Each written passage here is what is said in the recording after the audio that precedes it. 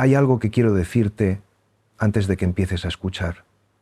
Hay algo que quiero ponerte delante, no como una advertencia ni como una promesa vacía, sino como una semilla que solo germinará si tú permaneces. Y eso, permanecer, es precisamente de lo que vamos a hablar hoy.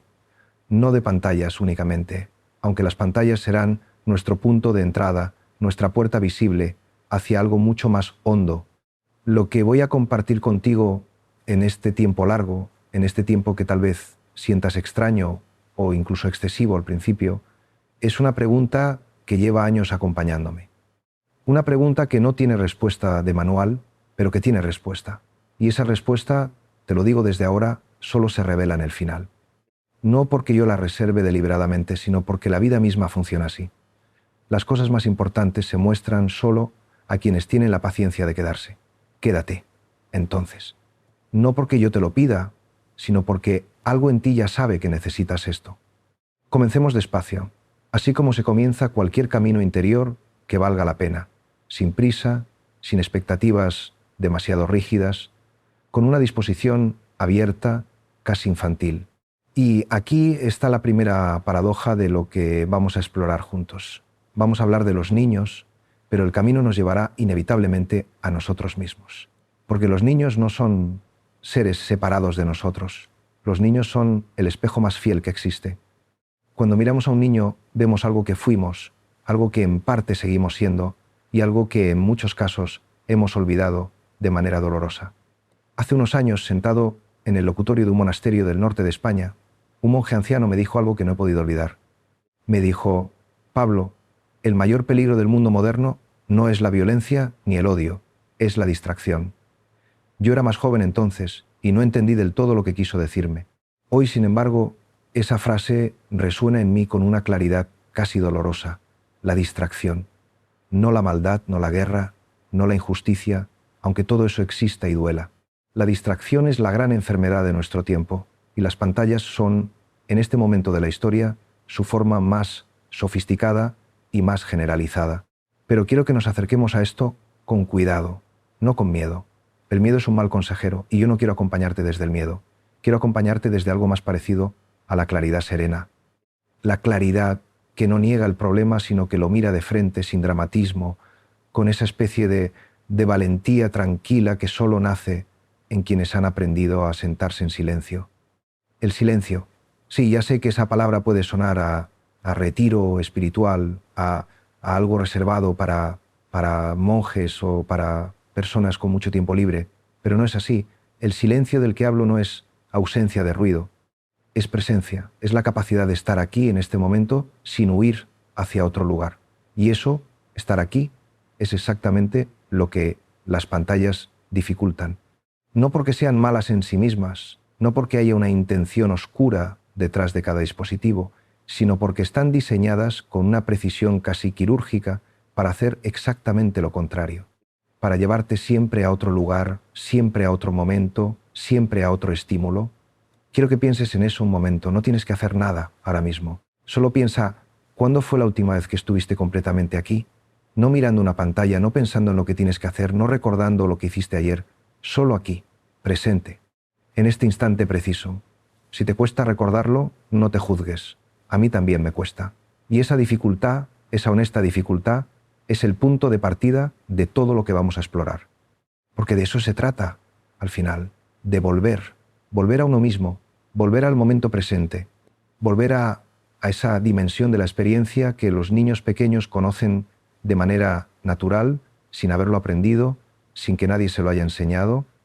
Un niño de 2 años que juega con una piedra no está pensando en otra piedra, no está deseando que la piedra sea diferente. Está completamente absorto en esa piedra, en ese momento, con toda su atención y todo su amor, concentrados en ese objeto pequeño y sin importancia aparente. Eso es presencia. Eso es lo que nosotros llamamos, en términos espirituales, contemplación. Y eso es también lo que las pantallas van erosionando poco a poco, con una eficacia terrible y silenciosa. Me detendré aquí un momento. Quiero que respires, no metafóricamente. Quiero que tomes aire de verdad, que dejes salir el aire despacio y que sientas el peso de tu cuerpo donde estás. Estás en algún lugar ahora mismo. Hay una silla, quizás, o una cama, o el suelo. Hay luz o hay oscuridad. Hay temperatura. Estás en un cuerpo y ese cuerpo está en un lugar. Eso es real. Eso es lo que existe.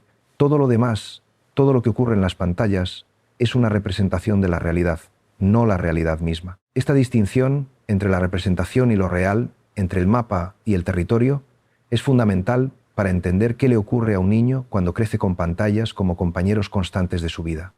Porque el ser humano, y los niños en particular, aprende a relacionarse con el mundo a través de la experiencia directa. Aprende qué es el frío tocando la nieve. Aprende qué es el amor siendo abrazado. Aprende qué es el dolor cayéndose de una bicicleta. Aprende qué es la frustración cuando el juego no sale como quería. Toda esa pedagogía invisible, esa enseñanza que no viene de los libros sino de la vida misma, es lo que construye un ser humano por dentro. Y cuando esa experiencia directa es sustituida o simplemente empobrecida por la experiencia mediada de una pantalla, algo esencial se pierde. No de golpe, no de forma dramática, de manera lenta, gradual, casi imperceptible, como la erosión de una piedra por el agua. No se ve ocurrir, pero cuando miras después, la piedra ya no es la misma. Aquí quiero hacer una pausa que no es un desvío, sino un aprofundissement, una profundización. Porque cuando hablo de lo que se pierde, no quiero que entiendas que estoy hablando de pérdida irreparable. No es eso. La vida espiritual, la vida interior, la recuperación del ser humano que cada uno lleva dentro, no funciona con categorías de pérdida definitiva. Funciona con categorías de regreso. Siempre se puede volver. Siempre. Eso es, en el fondo, lo que significa la gracia, la posibilidad permanente del regreso. El hijo pródigo no estaba perdido para siempre. Estaba lejos. Y un día se levantó y volvió. Eso es todo. Eso es suficiente. Pero volvamos a los niños. Volvamos a ese territorio concreto, cotidiano, a veces agotador y a veces milagroso, que es la infancia contemporánea. Hoy, en muchas casas de muchos países, un niño de 3 años maneja un teléfono con más destreza que muchos adultos. Un niño de 5 años puede pasar horas frente a una tableta sin moverse, sin hablar, sin explorar el mundo físico que lo rodea. Un niño de 8 años ya tiene acceso a más información de la que ninguna generación anterior tuvo jamás. Y sin embargo, paradójicamente, muchos de esos niños están más solos, más ansiosos, más incapaces de tolerar el aburrimiento, más dependientes de la estimulación externa que ninguna generación anterior. Estoy hablando de algo que veo, que escucho, que me cuentan padres y maestros con una mezcla de perplejidad y de dolor. No es una estadística, aunque las estadísticas también existen y son elocuentes. Es algo que se palpa en el aire de nuestra época. Una cierta fragilidad, una cierta superficialidad, que no es culpa de los niños, que no es perversidad ni mala voluntad de nadie, sino que es el resultado natural y casi inevitable de un entorno que ha cambiado de manera radical en muy poco tiempo. Y aquí es donde quiero invitarte a salir de la posición del juez. Porque la tentación, cuando hablamos de estos temas, es la del juicio. Juzgar a los padres que dan el teléfono al niño para que se calle, juzgar a las empresas tecnológicas que diseñan sus productos para crear adicción, juzgar a los gobiernos que no regulan, juzgar a los maestros que no enseñan a desconectar. Ese juicio puede ser comprensible, pero no es útil. No porque no haya responsabilidades que repartir, sino porque el juicio, desde el punto de vista interior, es siempre una forma de evitar la mirada hacia uno mismo. Y la mirada hacia uno mismo es precisamente lo que este tiempo largo que compartimos quiere propiciar, no de manera torturante, no con la mirada del tribunal interno que todos llevamos dentro y que suele ser más implacable que cualquier juez externo, sino con la mirada del testigo sereno, con la mirada de quien observa lo que es, sin pretender que sea diferente, pero también sin resignarse a que permanezca igual si algo más hondo está llamando. Permíteme contarte algo que ocurrió hace tiempo, en una de esas tardes en que la vida te regala un momento de claridad inesperada. Estaba en un parque, sentado en un banco, simplemente mirando. Había una familia cerca de mí, una madre, un padre, 2 niños pequeños. Los niños corrían, se caían, se levantaban, reían con esa risa que no se puede fingir porque viene de muy adentro. Y los padres estaban allí, físicamente presentes, pero sus ojos estaban en los teléfonos. No de manera maliciosa, de manera completamente automática, completamente habitual, completamente inconsciente. Y yo pensé, ¿cuántas veces he hecho yo lo mismo? ¿Cuántas veces he estado presente en cuerpo y ausente en espíritu? ¿Cuántas veces el teléfono o el libro o el pensamiento me han llevado lejos de donde estaba? No me sentí superior a esos padres. Me sentí, más bien, solidario, porque esa ausencia no es un defecto de carácter, es una consecuencia casi inevitable de vivir en un mundo que bombardea sin cesar con estímulos, con urgencias, con notificaciones, con la sensación permanente de que hay algo más importante ocurriendo en otro lugar. Esa sensación, esa tensión hacia lo que no está aquí, es la gran trampa de nuestro tiempo. Y los niños la aprenden de nosotros antes de aprenderla de las pantallas. Aquí hay algo que quiero decir con mucho cuidado, porque podría malentenderse. Las pantallas no son la causa original del problema, son un síntoma amplificado. La dificultad de estar presente, la huida de la incomodidad, el miedo al silencio, el miedo a uno mismo, todo eso existía mucho antes de los teléfonos inteligentes. Los seres humanos llevamos siglos huyendo de nosotros mismos de formas diversas. El alcohol, el trabajo compulsivo, la agitación social permanente, la religión usada como anestesia en lugar de como camino de verdad. Las pantallas son la nueva y más eficiente versión de esa huida ancestral, pero la raíz es más profunda. Y es de esa raíz de la que quiero hablarte. La raíz es el miedo. El miedo a estar solos con nosotros mismos, el miedo a lo que encontraríamos si nos detuviéramos de verdad. Muchas personas, si se sientan en silencio durante más de 10 minutos, sienten una incomodidad que van a nombrar como aburrimiento, pero que en realidad es otra cosa, es el encuentro con ellas mismas. Y ese encuentro, para quien no está entrenado en él, puede ser profundamente perturbador, no porque haya nada terrible dentro, sino porque hay mucho que no hemos mirado. Hay mucho que hemos dejado acumularse en la penumbra interior, hay preguntas que no hemos querido hacer porque no sabíamos si seríamos capaces de sostener las respuestas, y aquí, precisamente aquí, es donde la vida espiritual entra.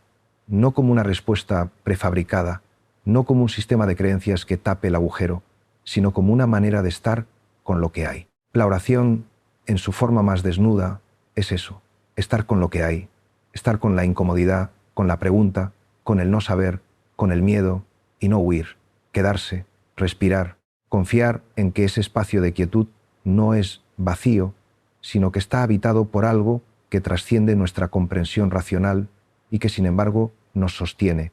Sé que hay personas que escuchan esto y piensan, yo no tengo fe, yo no creo en Dios, o ya no sé si creo, o mi relación con eso que llamamos Dios es tan complicada que no sé ni cómo nombrarlo.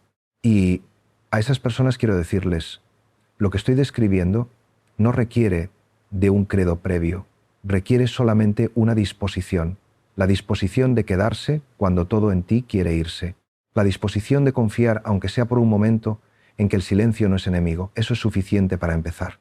Y a veces, en ese empezar humilde y sin garantías, ocurre algo que no puede planificarse ni forzarse, una apertura, una suavización, una sensación breve tal vez de que estás en el lugar correcto, en el momento correcto, siendo quien eres, y que eso es suficiente. Pero volvamos a los niños, porque ellos son el hilo conductor de todo esto y no quiero perderlo de vista. Cuando hablamos de las consecuencias del uso de pantallas en los niños, hay una lista que podríamos recitar casi mecánicamente. Problemas de atención, dificultades en el sueño, retrasos en el lenguaje, menor capacidad para la empatía, tendencia al aislamiento, mayor agresividad, menor tolerancia a la frustración. Todo eso es real y está documentado y merece atención seria. Pero yo quiero ir más allá de la lista. Quiero ir a lo que la lista no dice, a lo que se esconde detrás de los síntomas. Lo que se esconde detrás de todos esos síntomas es una sola cosa: la dificultad de habitar la realidad tal como es. Un niño que no puede tolerar el aburrimiento sin una pantalla es un niño que no ha aprendido a encontrar en la realidad inmediata los recursos para estar bien. Y eso es un empobrecimiento radical, aunque sea completamente silencioso y aunque nadie lo llame por su nombre. Porque la capacidad de encontrar en lo real, en lo simple, en lo cotidiano, la fuente de vida, de alegría, de sentido, esa capacidad es exactamente lo que los contemplativos de todas las tradiciones han llamado iluminación, presencia, unión, gracia. Es la misma cosa vista desde diferentes ángulos. Y es lo que está en juego cuando un niño crece sin aprender a estar en la realidad, sin mediación electrónica. Mira, quiero ser muy honesto aquí, porque la honestidad es lo único que nos sirve en este tipo de conversaciones. Yo no soy padre, no tengo hijos. Eso me sitúa en una posición particular cuando hablo de esto. Tengo la distancia del observador, pero no tengo la experiencia visceral, agotadora, a veces desesperada de quien está criando un niño hoy. Y eso importa, porque la crianza hoy no es fácil. No es fácil en ninguna época, pero hoy tiene unas características específicas que hacen que muchos padres se sientan permanentemente desbordados, permanentemente insuficientes, permanentemente culpables, y esa culpa, que ya es un problema en sí misma, se añade al problema de las pantallas de una manera perversa. A veces se da el teléfono al niño precisamente porque uno está tan agotado que no tiene más recursos y luego se siente culpable por haberlo dado, y esa culpa genera más ansiedad, y más ansiedad genera más agotamiento, y el círculo se cierra sobre sí mismo. Romper ese círculo no requiere heroísmo, requiere algo mucho más sencillo y mucho más difícil a la vez. Requiere parar, requiere dar un paso atrás, requiere ese gesto mínimo pero fundamental de decir, ¿qué está pasando aquí? No desde el juicio, sino desde la curiosidad, desde la disposición a mirar sin necesidad de resolver inmediatamente. Esa pausa, esa respiración consciente ante la situación es el primer movimiento de la libertad interior. Y la libertad interior, quiero subrayarlo, no es un lujo espiritual. Es la condición de posibilidad de cualquier cambio real. La libertad interior es la capacidad de no ser arrastrado automáticamente por los impulsos, los miedos, los hábitos y las presiones del entorno. Es la capacidad de elegir, aunque sea de manera imperfecta, cómo responder a lo que la vida presenta. Un padre que actúa desde la libertad interior, cuando su hijo llora y pide el teléfono, puede hacer una pausa interior, puede preguntarse qué necesita realmente ese niño en ese momento, puede ofrecer presencia en lugar de pantalla. Pero esa libertad no viene de la nada, no se decreta, se cultiva, se entrena. Y se entrena principalmente en el silencio, en la oración, en esos momentos de quietud interior que muchos consideramos innecesarios o incluso egoístas cuando hay tanto que hacer. Hay una paradoja aquí que me gusta mucho. La paradoja es esta: el tiempo que dedicamos a estar en silencio, a orar, a meditar, a simplemente estar sin hacer, no es tiempo robado a la vida activa. Es tiempo que hace posible la vida activa con plena humanidad. Un padre que medita 20 minutos por la mañana tiene más presencia, más paciencia, más capacidad real de estar con su hijo durante el resto del día, que uno que no medita pero que está todo el día haciendo cosas para el niño sin estar nunca realmente con él. Y esa distinción entre hacer para y estar con es una de las más importantes que existe en el terreno de la crianza y más ampliamente en el terreno del amor. El amor no es principalmente una actividad, es una presencia. Uno puede hacer 1000 cosas por otra persona y no amarla, si esas cosas se hacen desde la distancia interior, desde el automatismo, desde la culpa o desde el deber. Y uno puede no hacer casi nada visible y amar profundamente, si esa nada visible es en realidad presencia plena, atención genuina, disponibilidad real. Los niños lo saben. Los niños sienten, con esa radar extraordinario que tienen, antes de que el mundo les enseñe a ignorarlo, si el adulto que está frente a ellos está realmente ahí o está en otro lugar, y cuando sienten que el adulto está en otro lugar, no lo nombran, no lo razonan, pero lo registran, lo acumulan, y ese registro, esa acumulación de ausencias, es lo que va formando en ellos cierta desconfianza básica hacia la realidad, cierta convicción inconsciente de que la vida no es suficientemente interesante, de que hay que ir a buscar algo más en otro lugar. Las pantallas se convierten entonces en la respuesta perfecta a esa búsqueda. No son la causa del problema, son la respuesta disponible. Y eso es lo que hace tan difícil prescindir de ellas desde afuera, por decreto, por norma, sin trabajar la raíz interior. Un niño que ha aprendido a estar bien en la realidad no corre hacia la pantalla con esa urgencia adictiva. Un niño que ha sido mirado, escuchado, acompañado en su experiencia real, que ha aprendido que el aburrimiento se puede evitar sin angustia, que la frustración no es una catástrofe sino parte de la vida, ese niño tiene recursos internos que hacen que la pantalla sea una opción entre muchas y no la única salida posible. Pero para que ese niño exista, tiene que existir primero ese adulto.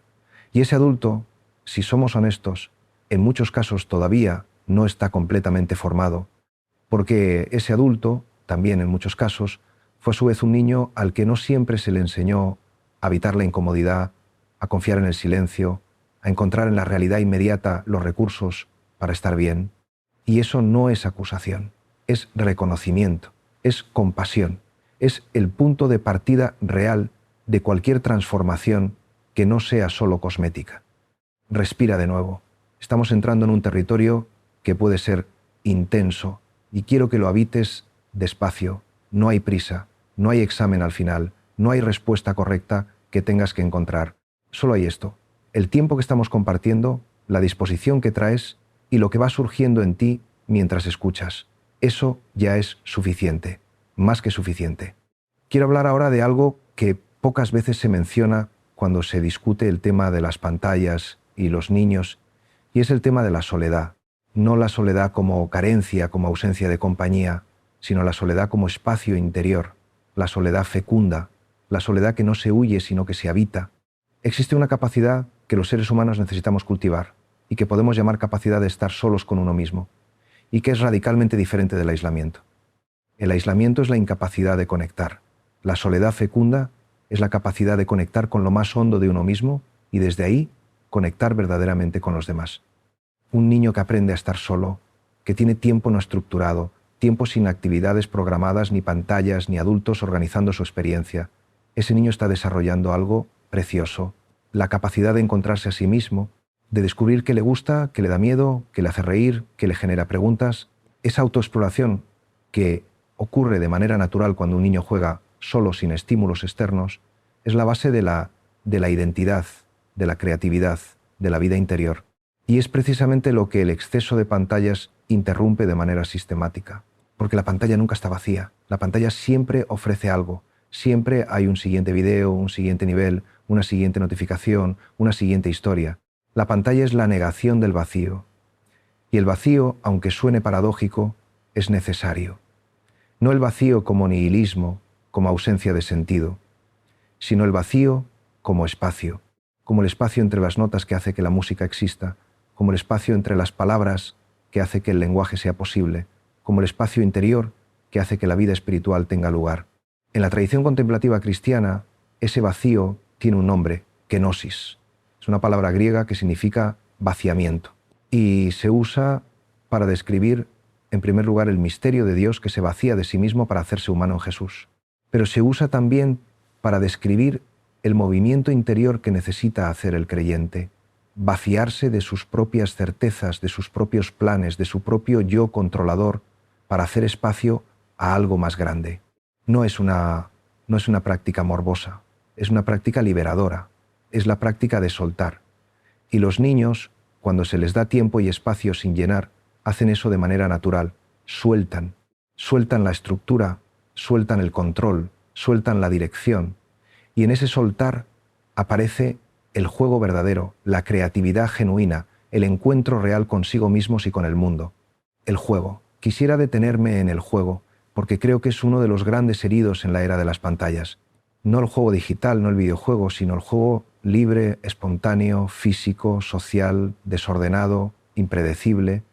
Ese juego en que los niños inventan reglas y las cambian, en que se pelean y se reconcilian, en que se aburren y luego descubren algo nuevo, en que se caen y se levantan, en que aprenden la negociación, la frustración, el liderazgo, la sumisión, la creatividad, el límite. Todo ese aprendizaje, que es en realidad el aprendizaje de cómo ser humano, ocurre en el juego libre. Y ese juego libre está siendo desplazado hora a hora, día a día, por el juego digital. No digo esto con nostalgia, no me interesa la nostalgia como herramienta de análisis. La nostalgia suele ser selectiva y falsificadora. Digo esto desde la observación de lo que se pierde y desde la convicción de que lo que se pierde puede recuperarse, no exactamente de la misma forma, pero sí en su esencia.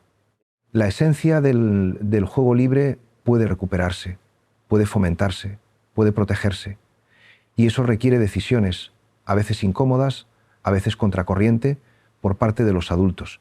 Y aquí quiero introducir un concepto que me parece crucial, el concepto de límite como forma de amor.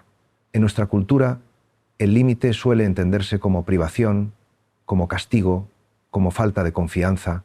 Hay una narrativa muy extendida que dice que poner límites a los niños es dañino, que los niños necesitan libertad absoluta para desarrollarse. Pero esa narrativa confunde libertad con ausencia de límites, y esa confusión es uno de los grandes errores de nuestra época. La libertad real, la libertad madura, la libertad que sirve para vivir bien, no es la ausencia de límites, es la capacidad de moverse con conciencia dentro de los límites que la realidad impone. Y aprender eso requiere límites, requiere adultos que digan no con amor, adultos que aguanten la incomodidad del niño que protesta, sin ceder por agotamiento, ni castigar por impaciencia, sino simplemente manteniéndose firmes desde la serenidad. Eso es autoridad real. No autoritarismo, autoridad. La autoridad que nace del amor y que se ejerce desde la libertad interior. Un padre que puede decir no a la pantalla cuando el niño lleva horas frente a ella. Y mantener ese no, aunque el niño llore, aunque proteste, aunque diga que es el peor padre del mundo, ese padre está haciendo algo profundamente amoroso. No porque el sufrimiento del niño no importe, sino porque ese sufrimiento es breve y el aprendizaje es duradero. El niño aprende que la realidad tiene límites, aprende que la incomodidad no dura para siempre, aprende que el adulto que lo cuida no es un enemigo cuando dice no, sino alguien que lo conoce lo suficiente como para acompañarlo en la frustración sin derrumbarse. Pero, y esto es importante, ese padre solo puede hacer eso si tiene él mismo alguna relación con sus propios límites. Si ha aprendido en su propia vida interior a decirse no a sí mismo de vez en cuando, si ha practicado algo de autodisciplina, no como flagelación, sino como libertad. La autodisciplina espiritual, esa que viene de la práctica contemplativa, del ayuno, de la oración, de la meditación, no es represión. Es exactamente lo contrario. Es el entrenamiento de la libertad. Cuando aprendo a no mirar el teléfono cada vez que siento ansiedad, cuando aprendo a sentarme en silencio aunque todo en mí quiera levantarse y hacer algo, cuando aprendo a permanecer en la incomodidad sin huir, estoy ensanchando mi espacio interior de libertad. Estoy haciéndome más libre, no menos. Y desde esa libertad puedo acompañar a mis hijos, a los niños que están a mi cuidado, de una manera radicalmente diferente. Estamos en un momento de esta conversación en que podrías sentir que estoy siendo demasiado exigente, demasiado idealista, demasiado alejado de la realidad cotidiana de una familia con 2 hijos y 2 trabajos y el colegio y los deberes y la compra y las facturas, y tienes razón en plantearte eso, yo no vivo esa vida. Y precisamente por eso quiero ser cuidadoso, no quiero dar la impresión de que lo que propongo es sencillo o que quien no lo logra al 100% está fallando de alguna manera. No es así. Lo que propongo no es perfección, no es un modelo de familia ideal. Lo que propongo es dirección, una orientación, un norte. Saber hacia dónde quieres ir, aunque no siempre llegues, es completamente diferente a no saber hacia dónde vas. La dirección importa tanto como la llegada, y a veces más. Y la dirección que yo señalo, con toda la humildad que tengo, es esta. Más presencia, más silencio, más realidad, más contacto con lo vivo, no solo para los niños, sino para nosotros, para todos. Porque al final, el problema de las pantallas en los niños es, en su raíz más profunda, el problema de los adultos que somos. Es el problema de nuestra propia relación con la presencia, con la realidad, con el silencio, con nosotros mismos. Y solo desde ahí puede cambiar algo de manera duradera. Déjame explorar ahora algo que me parece especialmente importante y que tiene que ver con la dimensión relacional de todo esto, con el vínculo. Porque al final lo que está en juego cuando hablamos de pantallas y niños es el vínculo, es la calidad de la relación entre padres e hijos, entre adultos y niños, entre los seres humanos y la realidad que los rodea.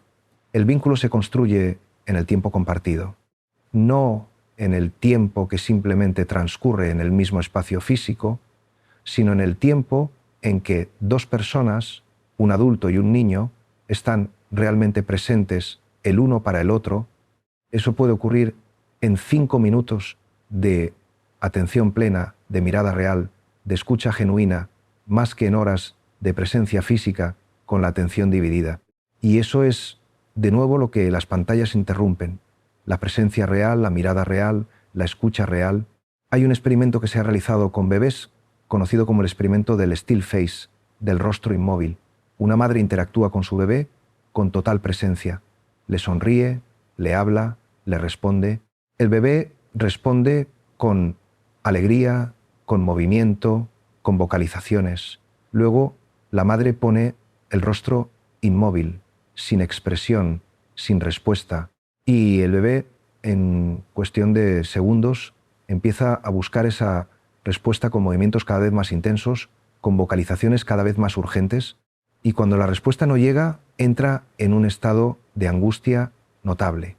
Luego la madre vuelve a interactuar normalmente y el bebé se recupera con bastante rapidez. Pero el experimento muestra algo fundamental. Los niños están diseñados para la interacción social, para la reciprocidad, para el rostro humano vivo y responsivo. Y cuando ese rostro está ausente, aunque el cuerpo esté presente, aunque el silencio no sea agresivo, el niño lo siente como abandono. Now, piensa en lo que significa para un bebé o un niño pequeño ver repetidamente el rostro de sus padres absorto en una pantalla.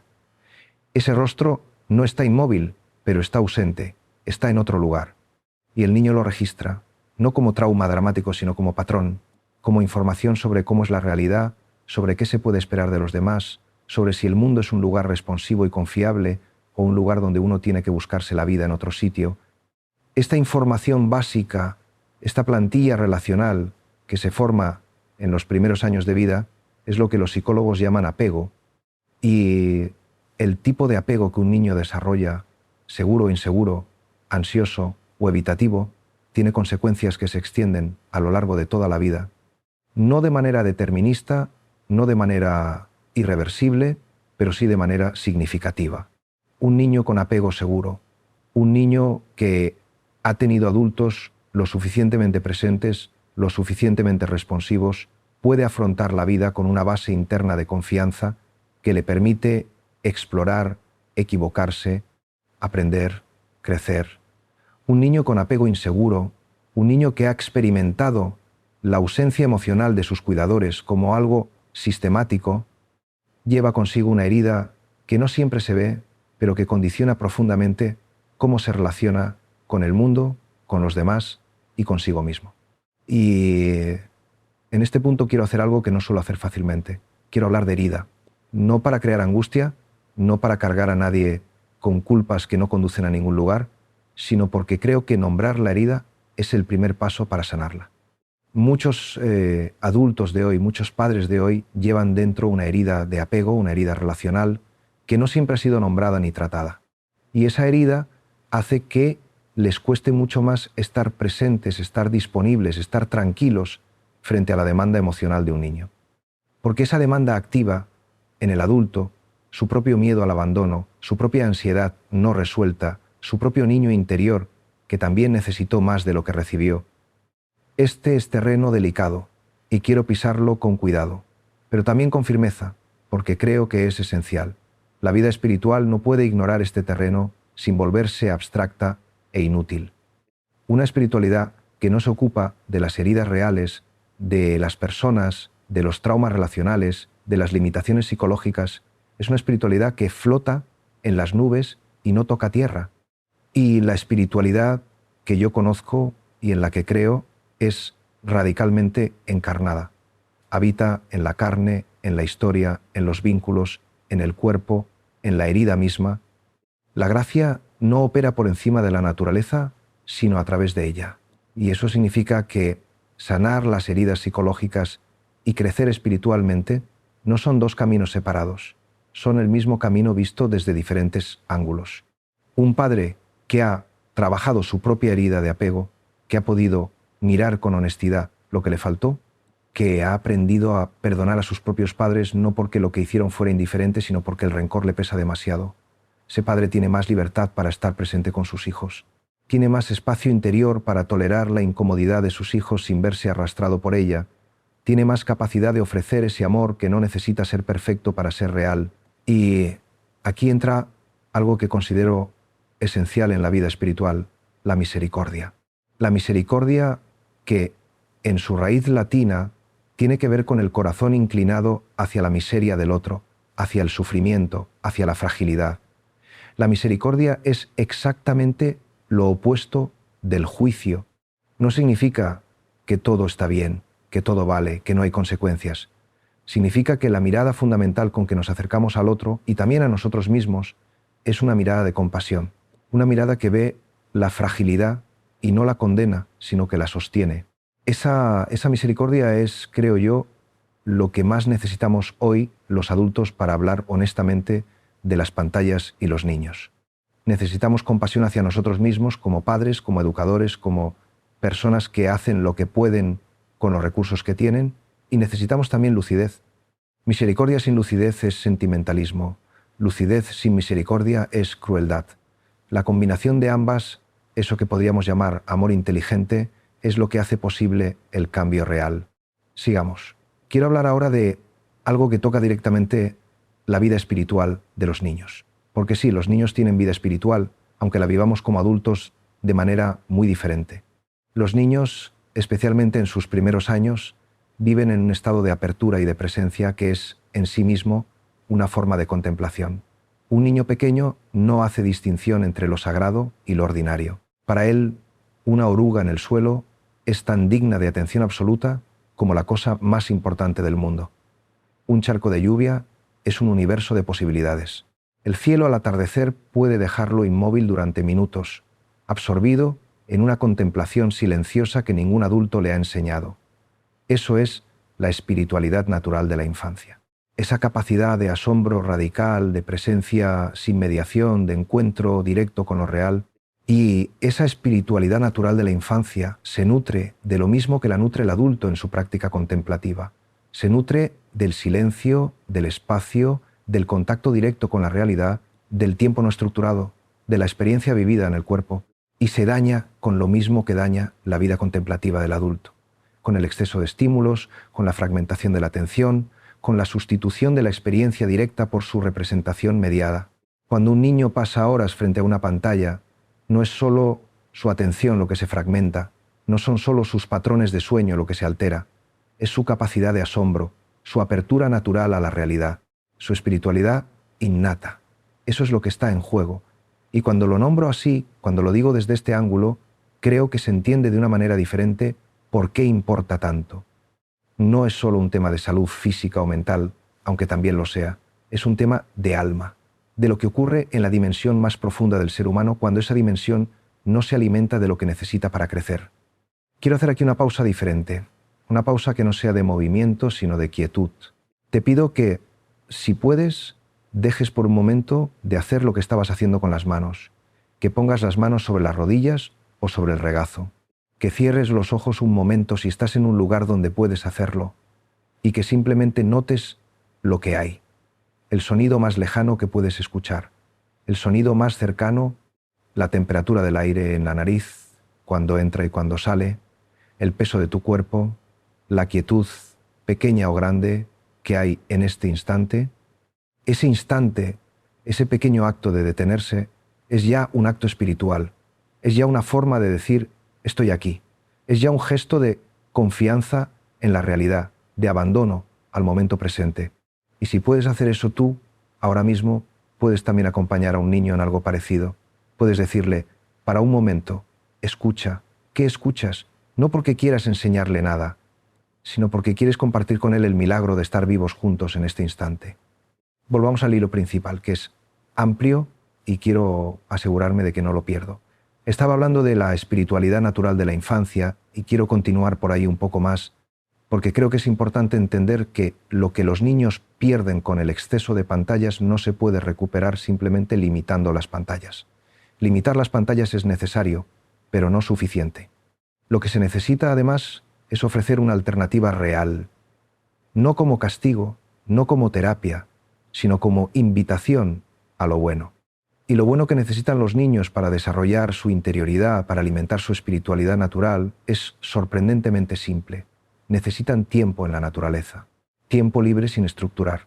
Necesitan silencio cotidiano, no como experiencia extraordinaria, sino como parte de la vida normal. Necesitan adultos que estén presentes de verdad, que miren, que escuchen, que se asombren junto a ellos de las cosas pequeñas. Necesitan historias, cuentos, narraciones que estimulen la imaginación y desarrollen la capacidad empática. Necesitan ritmo y repetición, que son la base de la seguridad y también de la interioridad. Necesitan contacto físico, el abrazo, la caricia, la presencia corporal del adulto que cuida. Necesitan ser vistos, no evaluados, no corregidos, no dirigidos constantemente, simplemente vistos. Ser visto, eso es una de las necesidades más profundas del ser humano en cualquier edad. La necesidad de que haya alguien que me mire y me diga, con su mirada o con sus palabras o con su presencia, tú existes, eres real, eres valioso tal como eres, no por lo que haces ni por lo que logras, sino simplemente por ser tú. Esa mirada es lo que algunos llaman amor incondicional y es lo que la tradición cristiana atribuye fundamentalmente a Dios. Ese amor que nos precede, que no depende de nuestros méritos, que nos sostiene en la existencia desde antes de que sepamos que existimos.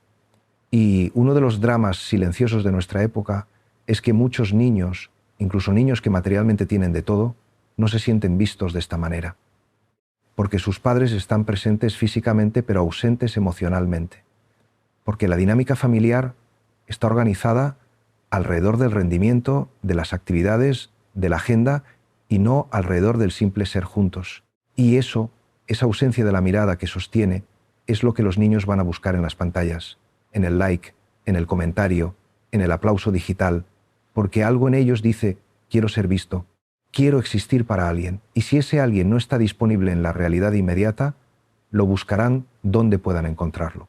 Esto no es una acusación a los padres, es una descripción de un sistema que está fallando en muchos lugares a la vez, un sistema económico que exige que los adultos trabajen más horas que nunca, un sistema cultural que ha perdido el sentido de la gratuidad, de lo no productivo, de lo simplemente vivido, un sistema tecnológico que ofrece a los niños y a los adultos una respuesta inmediata, brillante, estimulante a esa necesidad de conexión, de visibilidad, de sentido.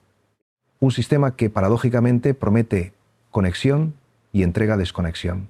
Promete presencia y entrega ausencia disfrazada de actividad. Voy a ir más despacio ahora. Voy a bajar el ritmo del discurso porque quiero que lo que viene a continuación entre de manera diferente, no como información, sino como algo que puede resonar. Hay un momento en la vida de muchos adultos, un momento de grieta, en que algo que siempre había funcionado de alguna manera deja de funcionar. Puede ser una enfermedad, puede ser una separación, puede ser la muerte de alguien querido, puede ser simplemente el cansancio acumulado de años de hacer sin ser. Y en ese momento de grieta, si uno tiene la suficiente valentía para no taparlo inmediatamente con otra actividad, con otra pantalla, con otra obligación, en ese momento ocurre algo importante. Ocurre el encuentro con uno mismo, con lo que realmente hay, debajo de todos los roles y todas las máscaras y todos los proyectos. Ese encuentro puede ser perturbador al principio. Puede parecer vacío, oscuro, incluso desesperanzador. Pero si uno persevera, si uno no huye, algo cambia. La oscuridad empieza a revelar su propia luz. La quietud empieza a volverse habitada. Y desde ahí, desde ese fondo que algunos llaman Dios, y otros llaman silencio, y otros llaman verdad, y otros simplemente lo que es, emerge una claridad que no se puede fabricar, ni forzar, ni comprar. Emerge como un regalo, como algo que estaba ahí siempre, esperando ser descubierto. Los niños necesitan aprender que ese encuentro consigo mismos es posible, que el interior no es un lugar oscuro y amenazante del que hay que huir, que el silencio no es el enemigo, que la incomodidad no mata. Y aprenden eso principalmente observando a los adultos que los rodean, observando si esos adultos pueden estar un momento quietos, si pueden decir no sé sin angustiarse, si pueden sentarse en la incertidumbre sin necesitar resolverla de inmediato, si pueden llorar sin que el llanto sea una catástrofe, si pueden reír sin necesitar que todo el mundo ría también, si pueden en suma habitar la propia humanidad con algo parecido a la dignidad y a la aceptación. Aquí quiero hablar de algo que puede sonar extraño. Quiero hablar de la humildad como herramienta pedagógica. La humildad de los adultos ante los niños. No la humildad falsa, no la que se disfraza de complicidad y renuncia a la autoridad. La humildad real, que consiste en reconocer ante un niño: yo también me equivoco, yo también a veces no sé qué hacer, yo también necesito aprender, yo también estoy en camino. Esa humildad tiene un poder enorme, porque le dice al niño que la imperfección no es una condena, que los adultos tampoco lo tienen todo resuelto, que la vida es un aprendizaje continuo y que eso no es una vergüenza sino una condición compartida. Y eso libera al niño de la presión de ser perfecto, de no cometer errores, de tener siempre la respuesta. Le da permiso para ser humano. Y un niño que tiene permiso de ser humano, con toda su fragilidad y toda su grandeza, es un niño que tiene una posibilidad real de crecer en libertad. En la tradición espiritual en que me muevo, hay una práctica que se llama examen de conciencia. No en el sentido culpabilizador que a veces se le ha dado, no como inventario de pecados para sentirse mal, sino como práctica de atención. ¿Qué ocurrió hoy? ¿Qué me generó alegría? ¿Qué me generó resistencia? ¿Dónde estuve presente y dónde me alejé de mí mismo? ¿Qué agradezco? ¿Qué quiero hacer diferente mañana? Esa práctica adaptada de manera sencilla puede ser una herramienta preciosa para los niños, no como ritual obligatorio, sino como hábito familiar de reflexión compartida. Un momento del día, antes de dormir quizás, en que la familia comparte brevemente lo mejor y lo peor del día, lo que agradeció y lo que le costó. Eso construye interioridad, construye vínculo, construye capacidad de reflexión sobre la propia experiencia, construye, en definitiva, lo que las pantallas no pueden dar: presencia real consigo mismo y con los demás. Me doy cuenta de que estamos adentrándonos ya en un terreno donde el tema de las pantallas queda, en cierto modo, en el fondo, como telón de fondo, y lo que ocupa el primer plano es algo más amplio: cómo vivir. Cómo vivir con más conciencia, con más presencia, con más amor. Y creo que eso es exactamente lo que debería ocurrir en una conversación de este tipo. Porque el problema de las pantallas no se resuelve solo con normas sobre el tiempo de pantalla, aunque las normas importan. Se resuelve con una manera de estar en la vida que es más amplia, más profunda, más verdadera. Y esa manera de estar en la vida no se puede enseñar desde afuera, se puede acompañar, se puede señalar, se puede encarnar, pero tiene que nacer desde dentro. Tiene que surgir del propio deseo, de la propia hambre, de algo más real que lo que las pantallas ofrecen. Y esa hambre, esa insatisfacción profunda con lo superficial, es en realidad una gracia. Es la señal de que en nosotros hay algo que no se conforma, que no se deja comprar con entretenimiento barato, que sabe que la vida puede ser más rica, más plena, más verdadera que lo que habitualmente vivimos. Esa hambre no la alimentes con más información, no la llenes con más horas de formación o de búsqueda. Siéntala, habítala, deja que te mueva. Esa hambre que estás sintiendo ahora mismo, si es que la estás sintiendo, es el inicio de algo, no sé de qué. No me atrevo a decirte a dónde te llevará. Pero sé que si la escuchas, si la honras, si no la tapas con la siguiente distracción disponible, algo cambiará. No de golpe, no de manera espectacular, sino de la única manera en que las cosas importantes cambian desde adentro despacio, como germina una semilla en la oscuridad antes de que aparezca la luz. Quiero hablar ahora de la oración, no de la oración como recitación de fórmulas, aunque las fórmulas pueden ser útiles, no de la oración como petición de cosas, aunque pedir también es legítimo. Quiero hablar de la oración como práctica de presencia, como el acto de volverse deliberadamente hacia lo que más importa, como el gesto de decir, con o sin palabras, aquí estoy aquí, te escucho. Esa forma de oración no requiere tiempo especial, aunque el tiempo especial ayuda. Puede ocurrir en cualquier momento del día, en el metro, en la cocina, en el momento de amamantar a un bebé o de cambiar un pañal, en el trayecto al trabajo, en el momento de esperar en una cola. Puede ser tan breve como un parpadeo consciente, un instante de recogimiento, un momento de gratitud ante algo pequeño, un árbol visto por la ventana, el olor del café por la mañana, la respiración de un niño dormido junto a ti. Esa oración, esa atención amorosa a lo real es la antítesis perfecta de lo que hacen las pantallas. Las pantallas llevan la atención siempre hacia otro lugar, siempre hacia algo diferente de lo que está aquí. La oración trae la atención de vuelta, la ancla en lo presente, la devuelve al cuerpo, al momento, a la relación, a la vida real que está ocurriendo aquí y ahora, que siempre es más rica y más misteriosa y más cargada de sentido de lo que parece cuando la vivimos en piloto automático. Y si enseñamos a los niños algo de eso, si les mostramos con el ejemplo que hay momentos en que nos detenemos, que hay gestos de atención hacia lo bello, que hay palabras de agradecimiento espontáneas hacia la vida, que hay silencio que se respeta, que hay misterio que no se explica sino que se contempla, les estamos dando algo que ninguna aplicación puede dar. Les estamos dando acceso a una dimensión de la experiencia que es gratuita, inagotable y que estará disponible para ellos toda la vida, en la pobreza y en la riqueza, en la salud y en la enfermedad, en la soledad y en la compañía. Hay una cosa más que quiero decir sobre la oración, y es esto.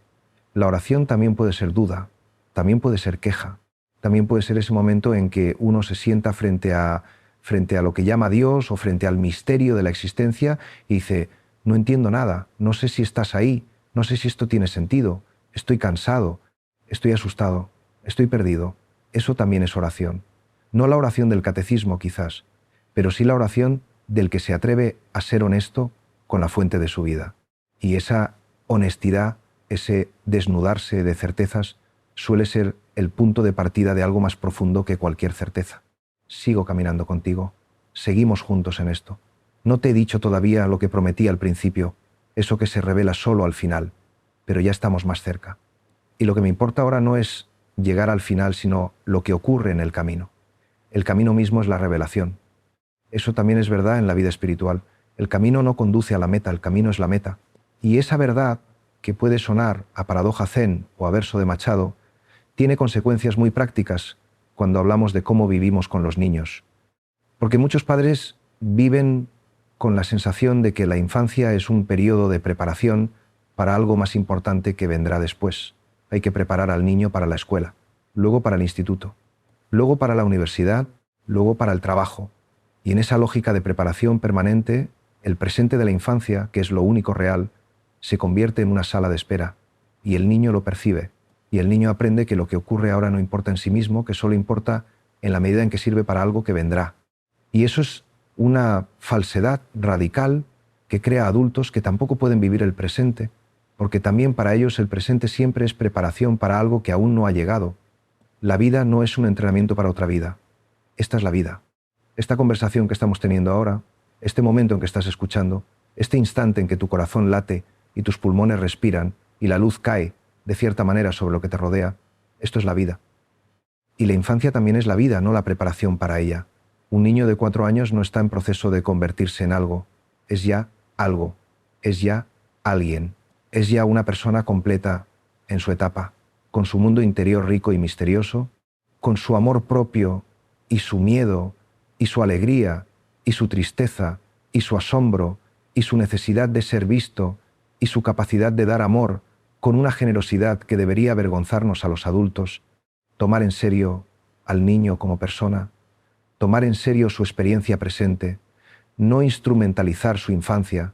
Esas son, creo yo, algunas de las implicaciones espirituales y éticas más importantes de la conversación sobre las pantallas.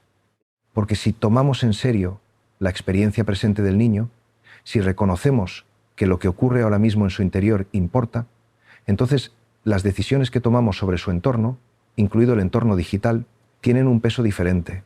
Ya no son solo decisiones de salud o de pedagogía, son decisiones de amor. Quiero hablar ahora de algo que a menudo se omite en estas conversaciones y que yo creo que es central, la belleza. La belleza como necesidad humana fundamental, la belleza como forma de nutrición del alma. Los seres humanos necesitamos belleza, no como lujo, no como añadido opcional, sino como alimento básico del ser. Y los niños necesitan belleza de manera especialmente intensa, porque su apertura al mundo, esa capacidad de absorber la realidad con todos los sentidos, los hace particularmente receptivos a lo bello y particularmente dañados por lo feo y por lo tosco. Las pantallas no son feas necesariamente. Hay en ellas mucha belleza visual, mucha creatividad artística, mucha capacidad de emoción estética. No niego eso. Pero la belleza de las pantallas tiene una característica que la diferencia de la belleza de la realidad: es pasiva, es consumida, no habitada. Uno ve un paisaje hermoso en una pantalla y puede sentir algo parecido a la emoción estética, pero no hay viento, no hay temperatura, no hay olor, no hay silencio, no hay ese sentido de pequeñez y grandeza simultáneas que produce estar frente a un paisaje real. La belleza de la pantalla es siempre una representación. Y representación y realidad, aunque puedan parecerse, son cosas fundamentalmente diferentes para el cuerpo, para los sentidos, para el alma. Llevar a los niños a la naturaleza no es una actividad de fin de semana para familias con tiempo libre. Es una necesidad, es un derecho, es una responsabilidad de los adultos. No hace falta ir lejos. Un parque, una plaza, con un árbol, un jardín, un campo, una playa, un río, cualquier espacio donde la naturaleza esté presente es suficiente. Lo que importa es el contacto real, los pies en la tierra, las manos en el agua, los ojos en el cielo. Lo que importa es el tiempo sin agenda, sin pantalla, simplemente siendo en ese espacio. Y lo que ocurre en ese espacio, si se le permite ocurrir, es algo que difícilmente puede ocurrir en ningún otro lugar. El niño se vuelve hacia adentro, no porque lo fuerce nadie, sino porque el silencio de la naturaleza invita a ello, porque la ausencia de estímulos artificiales crea un espacio en que la interioridad emerge espontáneamente. Porque hay algo en el contacto con lo natural, con lo que existe independientemente de nosotros, con lo que lleva millones de años siendo lo que es, que coloca al ser humano en su justo lugar, pequeño pero no insignificante, dependiente pero no solo, parte de algo más grande que no necesita ser nombrado para ser sentido. Esa experiencia, ese contacto con algo que trasciende el yo sin aniquilarlo, es lo que en la tradición espiritual se llama encuentro con lo sagrado. Y ocurre en los monasterios y en las iglesias, sí, pero también ocurre en los bosques y en los mares, y en el nacimiento de un niño, y en la muerte de un anciano, y en el milagro cotidiano de que las cosas sean como son y no de otra manera. Lo sagrado no está reservado a los espacios religiosos. Está disponible en toda la creación para quien tiene ojos abiertos. Y esos ojos se abren, se mantienen abiertos, con la práctica de la atención, con el cultivo del asombro, con la decisión de no dejar que la rutina y la pantalla y el automatismo los cierren definitivamente. Seguimos caminando, sigues aquí, eso ya es algo, muchos habrían parado hace rato, pero tú sigues. Y yo me pregunto, ¿qué te ha traído hasta aquí? No como pregunta retórica, como pregunta real. ¿Qué buscabas cuando empezaste a escuchar esto? ¿Qué esperabas encontrar? ¿Y qué has encontrado hasta ahora diferente a lo que esperabas? Esas preguntas no tienes que responderlas en voz alta, ni siquiera tienes que responderlas ahora, pero vale la pena que las dejes flotando en ti mientras continuamos, porque la disposición con que uno escucha cambia lo que se escucha, y la pregunta que uno lleva consigo ilumina los aspectos de la realidad que de otra manera permanecerían en sombra. Quiero hablar ahora de algo que tiene que ver con el tiempo, con la manera en que vivimos el tiempo, porque creo que la relación con el tiempo es una de las dimensiones más afectadas por la cultura de las pantallas, tanto en niños como en adultos. Vivimos en una cultura de la inmediatez radical. Todo tiene que ser ahora, rápido, instantáneo. La respuesta al mensaje tiene que llegar en segundos. El vídeo tiene que empezar sin demora. La información tiene que estar disponible de manera instantánea. La gratificación tiene que ser inmediata. Y esa cultura de la inmediatez está entrenando al cerebro, especialmente al cerebro joven en formación, para no soportar la espera. La espera es una de las grandes maestras espirituales que existen. En todas las tradiciones, la espera, la paciencia, la capacidad de sostener el deseo sin colapsar en él, es reconocida como una virtud fundamental. No porque la espera sea buena en sí misma, sino porque la espera enseña algo que no se puede aprender de ninguna otra manera, que no todo depende de mí, que hay tiempos que no son los míos, que la realidad tiene su propio ritmo, que no siempre coincide con mi urgencia ni con mi deseo. Y aprender a habitar ese desajuste sin angustia, con confianza, con una cierta ligereza, es uno de los aprendizajes más liberadores de la vida humana. Un niño que aprende a esperar, aprende que el mundo no gira alrededor de él, y eso, lejos de ser una frustración, es una liberación, porque girar como si el mundo dependiera de uno es agotador. Es una carga demasiado pesada, es la ilusión del ego omnipotente que tarde o temprano se rompe, y cuanto más tarde se rompe, más dolorosa es la caída. Un niño que aprende que puede desear algo y esperar para tenerlo, que puede tolerar la incomodidad de no saber cuándo, que puede confiar en que las cosas llegan cuando tienen que llegar, ese niño está aprendiendo algo sobre la confianza básica en la vida, que es, en el fondo, una forma de fe. Fe. Esa palabra que a veces asusta, que a veces suena demasiado grande, o demasiado institucional, o demasiado comprometida, pero fe, en su sentido más hondo, no es otra cosa que confianza. Confianza en que la vida es buena aunque a veces duela. Confianza en que hay un sentido aunque no siempre lo veamos. Confianza en que no estamos solos aunque a veces lo sintamos. Esa confianza no se puede imponer, no se puede transmitir como un dato.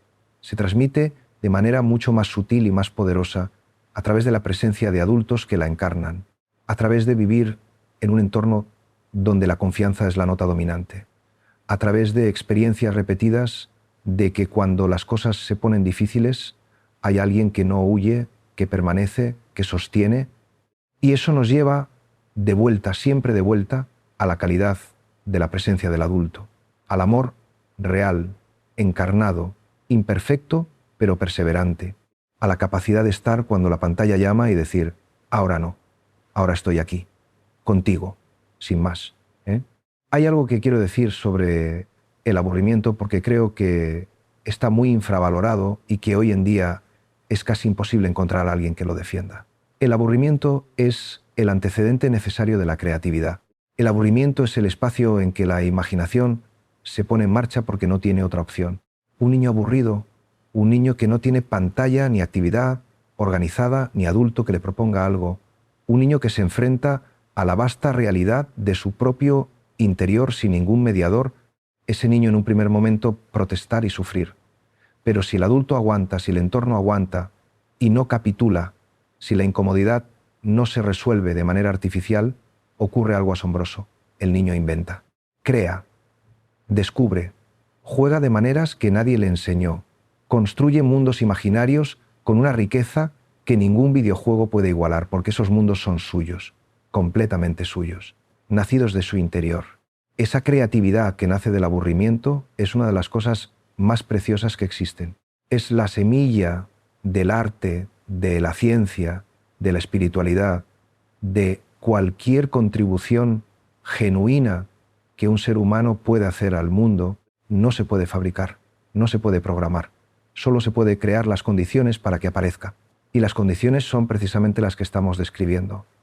Tiempo no estructurado, ausencia de estímulos artificiales, confianza del adulto en que el niño tiene recursos internos, espacio para el error y para el descubrimiento. Y yo me pregunto y te pregunto, ¿cuándo fue la última vez que te aburriste? No el aburrimiento de la sala de espera en que sacas el teléfono de manera automática, el aburrimiento real, el largo, el incómodo, el que te pone frente a ti mismo. ¿Cuándo fue la última vez que no tuviste nada que hacer y lo viviste hasta el final sin escapar? Y si puedes recordarlo, ¿qué ocurrió? ¿Qué emergió de ese espacio? Quizás nada espectacular, quizás solo un poco de quietud, un pensamiento inesperado, una conexión que no habías hecho antes, una emoción que había estado esperando que le hicieras espacio.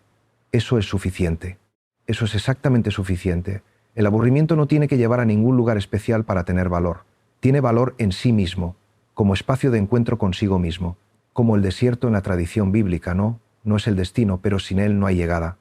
Vamos a adentrarnos ahora en algo que quiero tratar con especial cuidado, porque puede generar resistencia, y quiero que esa resistencia, si aparece, sea una resistencia fecunda, no una que cierre. Quiero hablar de la responsabilidad de los adultos ante lo que está ocurriendo con los niños y las pantallas. Y quiero hacerlo sin señalar con el dedo, pero también sin eludir lo que es real.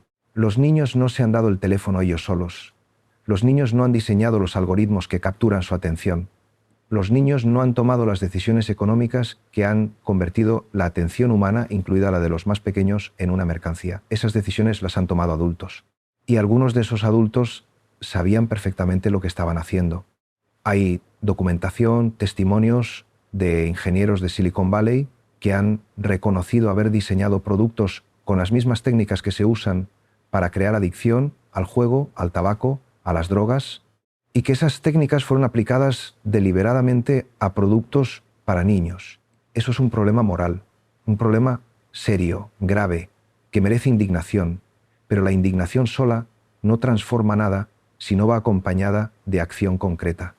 Y la acción más concreta que la mayoría de nosotros podemos tomar no es ni regular la industria tecnológica ni cambiar el sistema económico global, aunque también eso sea necesario. La acción más concreta que podemos tomar es la que ocurre en la cocina de nuestra casa, en el dormitorio de nuestros hijos, en la mesa familiar, en las decisiones cotidianas sobre qué está presente y qué no está presente en la vida de un niño. Esa acción concreta, esa decisión de cuidar el entorno de un niño como se cuida un jardín, requiere consciencia, constancia y algo de valentía para ir contracorriente. Porque vivimos en un mundo en que los demás niños tienen pantallas, en que la presión social para no ser el raro, el anticuado, el que priva a su hijo de lo que todos tienen, es real y puede ser intensa. Y navegar esa presión requiere, de nuevo, libertad interior. Requiere estar lo suficientemente arraigado en los propios valores para no ser zarandeado por lo que hacen los demás. Requiere poder decir, no sé si es lo más popular, pero es lo que creo que es mejor para mi hijo. Esa firmeza, que no es rigidez, que no es perfeccionismo, que no excluye la revisión y la humildad, es una forma de amor. Es la forma de amor que algunos llaman autoridad parental y que yo prefiero llamar presencia comprometida. Presencia comprometida con el bien del niño, incluso cuando ese bien no coincide con lo que el niño quiere en ese momento. Incluso cuando decirlo cuesta, incluso cuando uno mismo no está seguro al 100% de estar haciendo lo correcto, y aquí entra la confianza, de nuevo, la confianza en que el amor es suficiente guía, que cuando uno actúa desde el amor, desde la atención genuina al bien del otro, aunque se equivoque en los detalles, algo esencial está siendo transmitido, que los hijos, incluso cuando protestan, cuando se rebelan, cuando acusan, cuando lloran, perciben en algún lugar profundo si él no viene del amor o del control, si el límite viene del cuidado o del miedo, si el adulto que está frente a ellos está actuando desde la libertad o desde la reactividad. Y esa percepción, aunque no siempre se exprese, forma parte de lo que construye el vínculo. El vínculo, siempre volvemos al vínculo, porque el vínculo es la estructura básica de la vida humana. Somos animales relacionales. Somos seres hechos para el encuentro, para la conexión, para el amor dado y recibido, y todas las patologías de nuestra época, incluida la adicción a las pantallas, son, en alguna medida, patologías del vínculo. Son las respuestas distorsionadas de seres que buscan conexión y que no saben encontrarla o no pueden sostenerla en la realidad relacional real. Sanar, eso no es simple. No tiene una fórmula, pero tiene una dirección. Hacia más presencia, más honestidad, más disposición a ser vulnerable, más capacidad de pedir y de dar, más paciencia con la imperfección propia y ajena. Eso es el amor en acción, no el amor como sentimiento que va y viene, el amor como decisión, como práctica, como compromiso cotidiano con el bien del otro y con el propio bien. Y aquí quiero decir algo sobre la oración que quizás sorprenda, ¿no? Orar por los niños, orar con los niños, no como adoctrinamiento, sino como práctica compartida de reconocimiento y de gratitud, es una de las cosas más poderosas que un adulto puede hacer. No porque la oración funcione como magia, sino porque la oración, cuando es auténtica, cambia al que ora, abre el corazón, suaviza la dureza, amplía la perspectiva, pone en contacto con algo más grande que el propio problema. Y un adulto que ora, que tiene ese espacio interior de apertura y de confianza, es un adulto diferente, un adulto más libre, más disponible, más capaz de amar. Quiero hablar también del cuerpo, porque el cuerpo es uno de los grandes olvidados en la era digital, y los niños lo están sufriendo. El cuerpo tiene memoria, el cuerpo tiene sabiduría. El cuerpo es el lugar donde la vida ocurre, no la pantalla. Y un niño que pasa horas sentado frente a un dispositivo está, entre otras cosas, descorporizándose, está aprendiendo a vivir en la cabeza, en los ojos, en el mundo virtual, y a ignorar lo que ocurre en el resto de su cuerpo. Y ese aprendizaje tiene consecuencias que van más allá del dolor de espalda o de la miopía, aunque también eso sea real.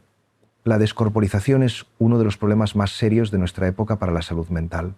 Muchas formas de ansiedad, de disociación, de dificultad para regular las emociones tienen que ver con la pérdida de contacto con el cuerpo, con no saber sentir qué se siente, con no poder ubicar las emociones en el cuerpo, que es donde realmente viven, con haberse desconectado de esa sabiduría corporal que es anterior al lenguaje, y que en los niños pequeños es todavía muy viva, el movimiento, el juego físico, el contacto con la tierra, la danza, el deporte, el simple hecho de correr y saltar y trepar y caerse, todo eso no es solo ejercicio físico, es integración. Es la manera en que el cuerpo aprende que existe, que tiene límites, que tiene capacidades, que puede confiar en sí mismo. Y un niño que ha aprendido a confiar en su cuerpo tiene una base de seguridad que ninguna pantalla puede ofrecer. La espiritualidad encarnada, la que me interesa, la que practico, la que creo que es la más verdadera, no huye del cuerpo, no lo desprecia, no lo considera un obstáculo para la vida espiritual. Al contrario, el cuerpo es el templo, el lugar del encuentro con lo sagrado, el espacio donde la gracia opera.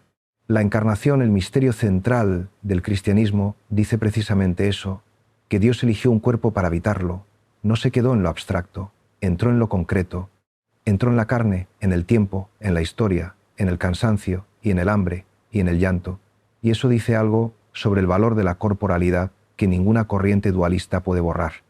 Por eso, cuidar el cuerpo de un niño, asegurar que tenga tiempo de movimiento, de contacto, de exploración física, no es solo una cuestión de salud, es una cuestión espiritual. Es tomar en serio la encarnación, es decirle al niño, con los hechos, tu cuerpo importa, tu experiencia física importa, lo que sientes en la carne es real y valioso. Estamos ya a bastante distancia del inicio de esta conversación y noto, o quiero notar, que algo ha ido cambiando en el tono. Nos hemos adentrado poco a poco en algo que va más allá del análisis. Nos hemos adentrado en algo que se parece más a la experiencia que a la información. Y eso es exactamente lo que quería, porque la transformación no viene de la información, la transformación viene de la experiencia, de dejar que lo que se dice llegue a un lugar más profundo que la comprensión intelectual, de permanecer en la incomodidad suficiente tiempo para que algo cambie. Y tú has permanecido. Eso significa algo. No sé qué significa para ti específicamente, qué te ha tocado más, qué te ha generado resistencia, qué se ha abierto en ti durante estas horas. Pero el hecho de que estés aquí, de que sigas escuchando, me dice que algo en ti está buscando, algo en ti tiene hambre de esto. Y esa hambre, repito, es una gracia. Es el movimiento más hondo de la vida espiritual, el deseo de Dios, que los contemplativos llaman a veces el deseo de Dios en el deseo del hombre, la búsqueda que precede al encuentro, la sed que anuncia el agua. Hablemos ahora de algo que está muy presente en nuestra época y que tiene mucho que ver con el uso de las pantallas, la imagen, la cultura de la imagen, la sociedad del espectáculo. Vivimos en un mundo en que todo tiene que ser fotografiado, compartido, validado visualmente. Un momento que no ha sido fotografiado parece que no ocurrió del todo, una experiencia que no ha sido compartida en redes parece incompleta, y eso es especialmente dramático en la crianza, donde hay padres que fotografían compulsivamente cada momento del niño, que construyen una narrativa visual pública de la vida de ese niño sin que el niño pueda consentirlo, que viven la vida de sus hijos, en cierta medida, a través de la mediación de la pantalla. No juzgo eso. Entiendo de dónde viene. Viene del amor muchas veces, del deseo de guardar lo que pasa, de no perderlo. Viene también de la necesidad de conexión con otros, de compartir la alegría. Pero hay algo que se pierde en esa mediación constante. Cuando uno está fotografiando, no está completamente presente. La cámara se interpone entre uno y la experiencia, creando una distancia que puede parecer pequeña, pero que en el acumulado de miles de momentos produce algo significativo. La sensación de haber visto la vida a través de una pantalla en lugar de haberla vivido directamente. Y los niños aprenden esto. Aprenden que los momentos importantes son los que se fotografían. Aprenden a posar. Aprenden a construir una imagen para ser vista en lugar de simplemente ser. Y ese aprendizaje es contrario al aprendizaje espiritual más fundamental, que es el de ser sin necesitar ser visto, de actuar bien sin necesitar aprobación, de existir con plenitud en el interior, incluso cuando nadie está mirando. La vida interior, la vida espiritual, ocurre en el interior, por definición. No puede ser exhibida sin que algo se pierda en la exhibición. No porque la intimidad sea secreta en sentido negativo, sino porque tiene su propia lógica, su propio ritmo, su propio espacio, que no es el espacio de la visibilidad social. Enseñar a los niños que hay una vida interior, que hay un mundo adentro que no necesita ser mostrado para ser real, que hay experiencias que se viven en la oscuridad fecunda y que son más valiosas por eso, no a pesar de eso, es uno de los mayores regalos que un adulto puede hacer a un niño. Hay también otro aspecto de la cultura, de la imagen, que quiero tocar, y es el de la belleza del cuerpo. Los niños y los adolescentes de hoy crecen bombardeados por imágenes de cuerpos perfectos, filtrados, editados y reales. Y eso produce en ellos, especialmente en las niñas, pero no solo en ellas, una relación con el propio cuerpo profundamente dañada. Una insatisfacción permanente, una sensación de no ser suficientemente guapo, delgado, musculoso, perfecto. Eso no es superficial. Esa herida es profunda y tiene consecuencias graves en la salud mental, en la autoestima, en la capacidad de relacionarse con los demás desde la autenticidad.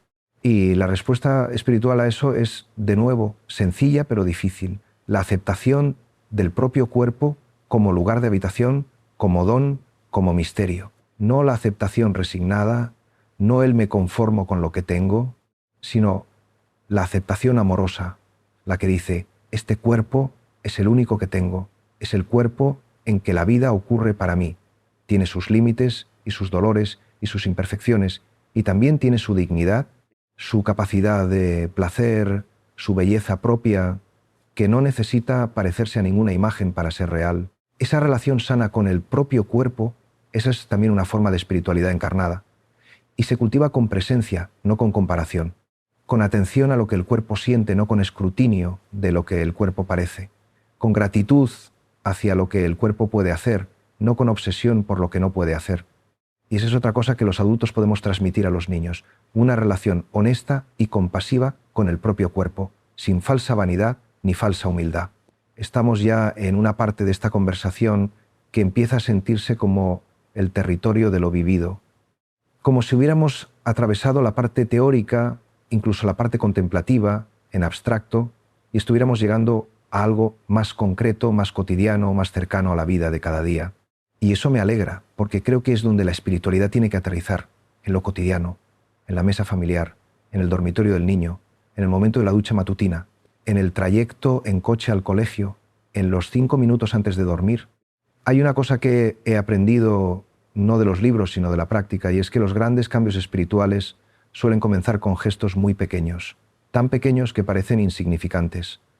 Una respiración consciente antes de responder, un momento de silencio antes de empezar el día, una mirada al cielo al salir de casa, un gracias susurrado por nada en particular, una canción entonada mientras se cocina, un abrazo largo que no va a ningún lado, que solo es abrazo. Esos gestos, repetidos día a día, construyen una manera de estar en el mundo que es radicalmente diferente de la manera ansiosa, fragmentada, siempre en movimiento, que la cultura de las pantallas propicia. Y esos gestos también construyen una atmósfera en la familia, una atmósfera que los niños respiran sin saberlo, que va formando en ellos una manera de entender la vida, una actitud básica hacia la realidad. Una familia que tiene momentos de silencio, que tiene rituales de gratitud, que tiene conversaciones reales aunque breves, que tiene tiempo de estar juntos sin hacer, está creando algo que no tiene nombre, pero que se siente, algo que podríamos llamar hogar verdadero. Ese lugar interior donde uno siempre puede volver, y a veces ese hogar no coincide con una casa específica. A veces sobrevive a los divorcios y a los cambios de ciudad y a las pérdidas. Porque ese hogar no es una estructura física, sino una realidad interior construida en el tiempo por la acumulación de presencias, de miradas, de palabras, de silencios compartidos, y un niño que ha habitado ese hogar interior lleva consigo algo que ninguna pantalla puede darle ni quitarle, el sentido de haber sido amado de verdad. Quiero hablar, antes de que sigamos, de algo que suele quedar fuera de estas conversaciones, el agradecimiento. La gratitud, la capacidad de ver lo que hay, lo que funciona, lo que es bueno, antes de ver lo que falta. Porque en los tiempos que vivimos hay una tendencia muy pronunciada a comenzar por el problema, por la carencia, por lo que está mal. Y eso tiene su utilidad. el diagnóstico lúcido es necesario. Pero si nos quedamos solo en el problema, si solo vemos lo que falta, algo se oscurece en nosotros que hace más difícil el cambio, no más fácil. Hay muchas cosas buenas en el mundo de los niños de hoy. Hay muchos padres comprometidos, muchos maestros creativos, muchas comunidades que cuidan. Hay una conciencia creciente, incluso en los medios más populares, de que algo está pasando con las pantallas y los niños que merece atención. Hay investigadores dedicados a entender esto, hay diseñadores que están desarrollando tecnologías más respetuosas, hay movimientos sociales que reclaman más espacio para la infancia libre. Todo eso está ocurriendo. Y ese reconocimiento no debilita la urgencia del problema, la refuerza porque muestra que el cambio es posible. Y el agradecimiento, en el plano personal, tiene una función similar. Cuando uno se sienta un momento y reconoce lo que ya está bien, lo que ya funciona, lo que ya es bueno en la propia vida, se crea un espacio interior diferente, un espacio de abundancia, no de carencia. Un espacio desde el que actuar es más fácil, más liviano, menos reactivo. La gratitud no es negación de la dificultad, es afirmación de la vida junto a la dificultad. Es decir, hay dolor, sí, y también hay bien. Hay problemas, sí, y también hay gracia. Esa es, creo yo, la postura básica de la fe. No la fe que niega la oscuridad, sino la fe que la sostiene junto a la luz. No la esperanza que dice que todo va a salir bien de manera automática, sino la esperanza que dice que incluso en la oscuridad hay una presencia que sostiene. Esa fe, esa esperanza, no se puede demostrar. No es racional en el sentido estrecho del término, pero tampoco es irracional. Es lo que los filósofos llaman transracional. Va más allá de la razón sin ir contra ella. Y se transmite, nos enseña, se vive, nos explica. Se encarna en la manera de estar en el mundo de los adultos que los niños observan. Se está acercando el momento de lo que prometí al principio, pero todavía no hemos llegado, y en ese no haber llegado todavía hay algo que quiero que sintamos juntos. El no haber llegado todavía es parte de la vida. El estar en camino, el no tener todavía la respuesta completa, el seguir buscando y esperando, eso no es un fracaso, es la condición normal del ser humano en marcha. Esa condición tiene un nombre hermoso en la tradición cristiana, viator, el que va de camino. Somos todos viatores. No somos los que han llegado, somos los que caminan. Y eso es suficiente, más que suficiente. Es de hecho la única manera honesta de ser humano. Un niño educado con esta conciencia, un niño que aprende que la vida no es un problema que resolver, sino un misterio que vivir, que aprende que no saber es tan valioso como saber, que aprende que el camino tiene más valor que la llegada, porque en el camino es donde ocurre todo. Ese niño tiene una riqueza interior que le servirá toda la vida. En la adolescencia, cuando todo se pone en cuestión y las certezas se disuelven, en la adultez, cuando la vida pide cosas para las que uno no se preparó, en la vejez, cuando la certeza más grande se acerca y hay que saber habitarla sin miedo, y esas cosas no se aprenden en las pantallas, se aprenden en la vida vivida de manera consciente, acompañada, reflexionada, en la vida que incluye el silencio y la oración y el contacto con la naturaleza y el juego libre y los vínculos reales y las conversaciones profundas y el dolor honrado y la alegría agradecida, en la vida que no huye de sí misma. Quiero hacer una pausa larga ahora, una pausa que no es silencio total, porque sigues aquí, porque algo en ti sigue disponible. Quiero que en esta pausa, si puedes, te permitas sentir lo que este tiempo largo ha ido depositando en ti. No tienes que saber nombrarlo, no tienes que analizarlo, solo nota lo que hay, quizás cansancio, quizás algo que se ha suavizado, quizás una pregunta nueva, quizás una paz que no esperabas encontrar aquí, quizás una resistencia que también dice algo. Todo eso es válido, todo eso es tuyo. Respira, y ahora, en este instante de quietud relativa, quiero decirte algo que he ido guardando para este momento. Algo que no puedo probar, que no puedo demostrar, que solamente puedo ofrecer como lo que es, una convicción profunda, nacida en muchos años de práctica contemplativa, de acompañamiento de personas, de lectura, de vida. La convicción es esta: todo lo que hemos hablado hoy, todo este largo camino que hemos recorrido juntos sobre las pantallas y los niños, y la presencia, y el silencio, y el amor, en el fondo es sobre una sola cosa. Es sobre el deseo del ser humano de ser amado y de amar. Es sobre el hambre fundamental de conexión real, de presencia real, de sentido real. Y ese hambre no es un defecto, no es una patología. Es la señal más clara de que somos, en nuestra raíz más profunda, seres hechos para el amor que da y recibe, para el amor que sostiene y que es sostenido, para el amor que es más grande que cualquiera de nosotros y que sin embargo habita en cada uno de nosotros cuando nos dejamos habitar por él. Las pantallas ofrecen una imitación de ese amor, una imitación brillante, seductora, que por momentos calma la sed, pero es agua con sal, apaga momentáneamente la sed y la aumenta. El amor real, el amor encarnado, el amor que mira a los ojos y que permanece cuando no es cómodo permanecer, ese amor no puede ser reemplazado por ninguna tecnología. Y los niños, que todavía no se han olvidado completamente de lo que necesitan, lo saben, lo buscan, y cuando no lo encuentran, buscan el sustituto más disponible. Nuestra tarea, como adultos, como padres, como educadores, como miembros de una comunidad humana que se cuida, no es eliminar las pantallas del mundo, es hacer que la realidad sea más atractiva que el sustituto, es ofrecer presencia real tan rica, tan cálida, tan viva, que la imitación se revele como lo que es, una sombra, hermosa a veces, útil en muchos sentidos, pero sombra al fin, y para ofrecer esa presencia tenemos que cultivarla nosotros primero. Tenemos que ser los primeros en volver al silencio, en volver al cuerpo, en volver a la oración, en volver a la relación, en volver a la naturaleza, en volver a nosotros mismos. No una vez, no en un retiro especial, sino en el tejido cotidiano de cada día, en los pequeños gestos que nadie ve, pero que lo cambian todo. Estás llegando al final, ya casi estamos. Y lo que prometí al principio, eso que se revela solo para quien permanece, ya lo tienes dentro. No te lo he dado yo, tú lo has ido descubriendo en el camino. Lo que se revela al que permanece no es una información nueva, ni una técnica espiritual, ni un secreto oculto.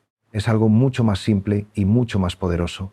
Es la certeza vivida de que eres capaz de quedarte, de que puedes habitar la incomodidad, de que el silencio no te destruye, de que hay algo en ti más hondo que el miedo y más fuerte que el cansancio, de que puedes confiar.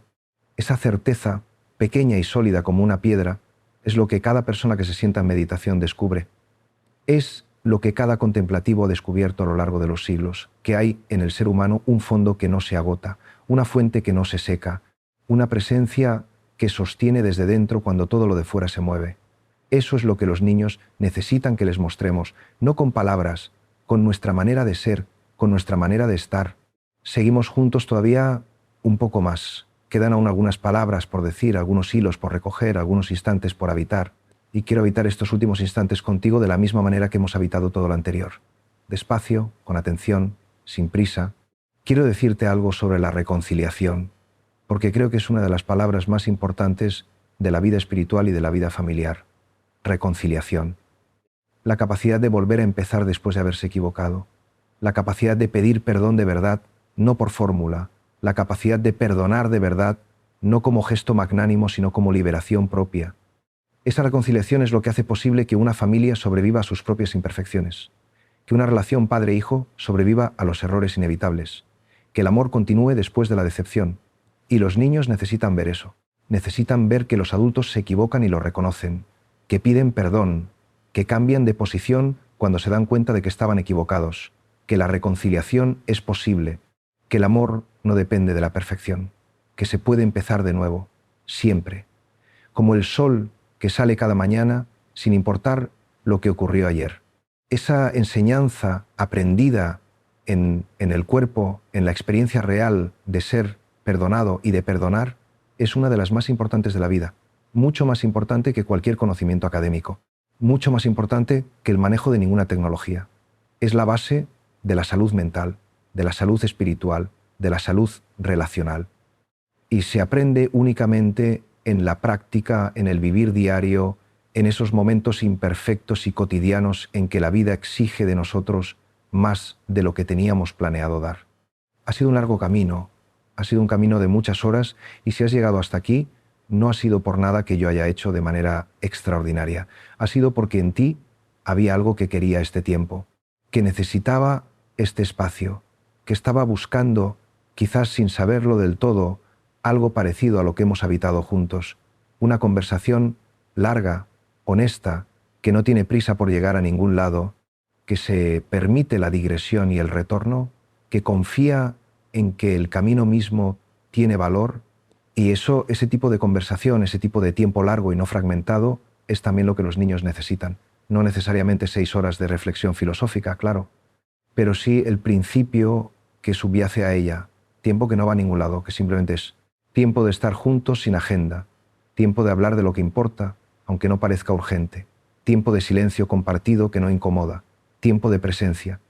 Ese tiempo es el antídoto más poderoso contra la cultura de las pantallas, no porque las prohíba, sino porque hace que la vida real sea tan rica, tan plena, tan satisfactoria, que las pantallas ocupen el lugar que les corresponde.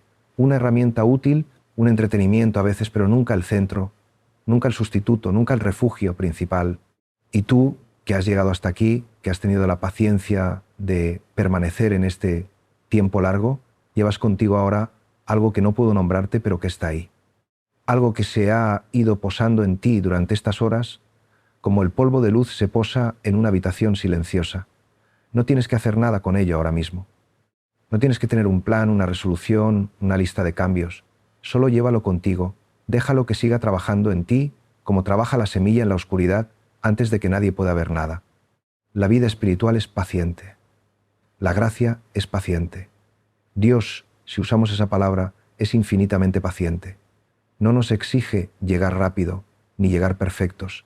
Nos pide solamente que sigamos en camino. Que no nos detengamos definitivamente. Que cuando caemos nos levantemos. Que cuando nos alejamos volvamos.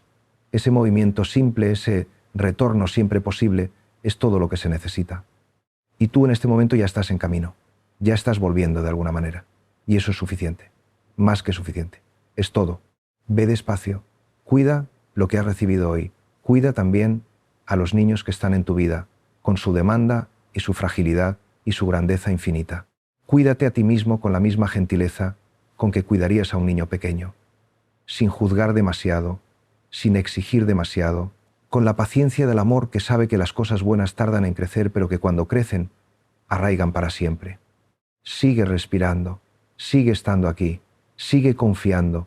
El silencio que viene después de estas palabras no es vacío, es lo que queda, cuando todo lo accesorio se ha ido. Es lo que siempre ha estado ahí, es lo que siempre estará. Gracias por haber permanecido